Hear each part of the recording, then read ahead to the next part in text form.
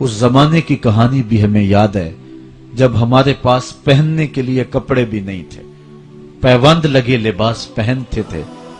वो वक्त भी हमें याद है जब हमारे पास 2 घोड़े थे, 6 जिरहें थी, 8 तलवारें थी, 70 ऊंट थे, और हमारे मुकाबले के अंदर जो दुश्मन आया था उनके पास 100 जिरा पोश नौजवान था। 950 की तादाद के अंदर उनका लश्कर था।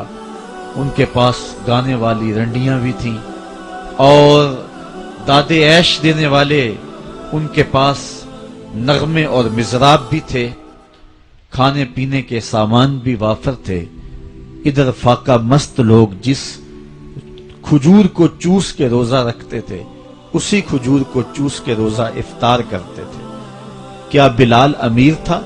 क्या सलमान फारसी अमीर था?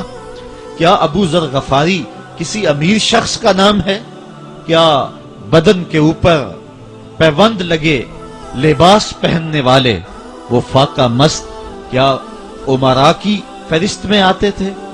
हमें तो वो कहानी भी इस्लाम की गुर्बत की याद आती है कि जब उहद के अंदर 70 शहीदों के लाशें पड़े हुए हैं तो हजरत सफिया हुजूर की फुफ्फी अपने भाई हमजा के लिए 2 चादरें लेकर के कफन की आती है। तो हुजूर अलैहिस्सलाम ने फरमाया कि जिस कब्र में हमजा को दफन किया जाए उसी कब्र में मुसअब बिन उमैर को भी कफन दिया जाए और दफन किया जाए।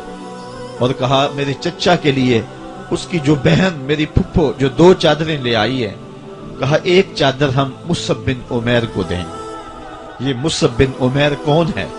तारीख पढ़ो, कितनी दिल आवेज तारीख है।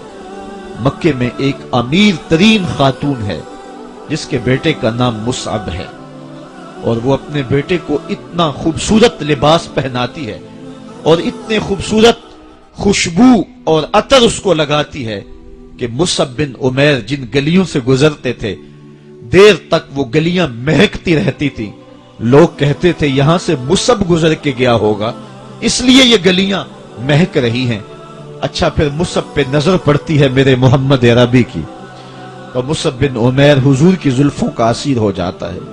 मां काफिरा है, जब पता चलता है तो उसका लिबास भी छीन लेती है, सहूलतें और आसूदगियां भी वापस ले लेती है। फिर वो वक्त भी आया कि मुसअब बिन उमैर हबशा की जानिब हिजरत कर जाते हैं। मक्के के हालात कुछ थोड़े से खुशगवार नजर आए तो वो हबशा से वापस मक्के जब पलटे तो उनके बदन पे जो चादर थी वो जगह जगह से फटी हुई थी। मेरे आका करीम अलैहिस्सलाम ने देखा तो हुजूर की आंखों में आंसू टपकने लगे। कहा ये वही मुसअब है जो इतना खुशपोश नौजवान था कि मैंने पूरे मक्के में इससे खूबसूरत लिबास पहनने वाला कोई दूसरा शख्स नहीं देखा, और आज मेरे मुसअब को पहनने के लिए जो चादर मुयस्सर है वो भी जगह जगह से फटी हुई है।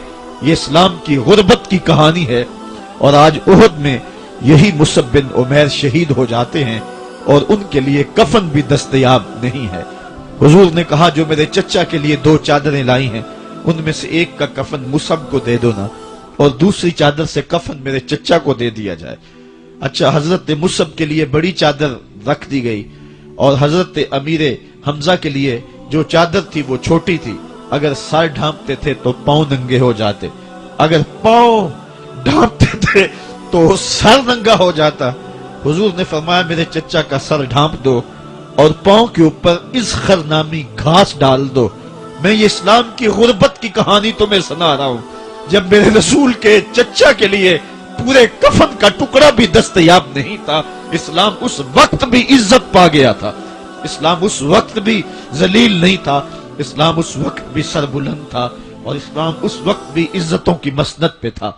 ये इस्लाम का वो दौर है कि जब हुजूर मस्जिद नबवी से बाहर निकलते हैं तो आगे हजरत उमर व अबू बकर रज़ी अल्लाह ताला अन्हुमा खड़े हैं। चेहरे के ऊपर अजीब उदासी है। कहा उमर, अबू बकर, इस वक्त क्यों खड़े हो? अर्ज की हुजूर, भूख ने घर में टिकने नहीं दिया। हमने चाहा हुजूर का चेहरा देख लें तो कुछ प्यास बुझ जाए, कुछ भूख मिट जाए। हुजूर ने फरमाया मेरा हाल भी यही है। जिस चीज ने तुझे घरों से निकाला है वही चीज मुझे घर से निकाल लाई है। چلتے ہوئے حضرت ابو ایوب انصاری کے گھر کے قریب سے گزرے.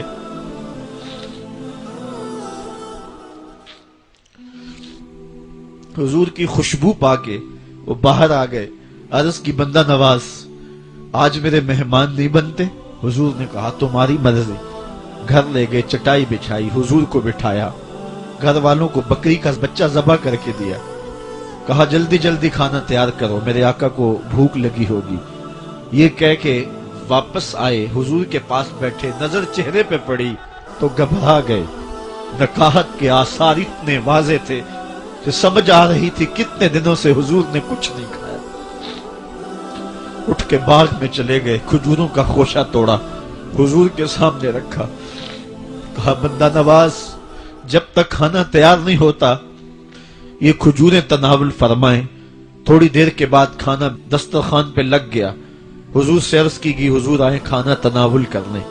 حضور نے دسترخوان پر تشریف فرما ہو کر کے حضور نے کپڑا اٹھایا تو حضور نے جب دیکھا کہ کھانا ہے تو حضور نے ایک روٹی لی اور چند بوٹیاں اٹھائیں اور ایک خادم کو بلا کر کے کہا جاؤ ہمارے گھر دے آؤ, میری بیٹی فاطمہ کتنے دنوں سے بھوکی.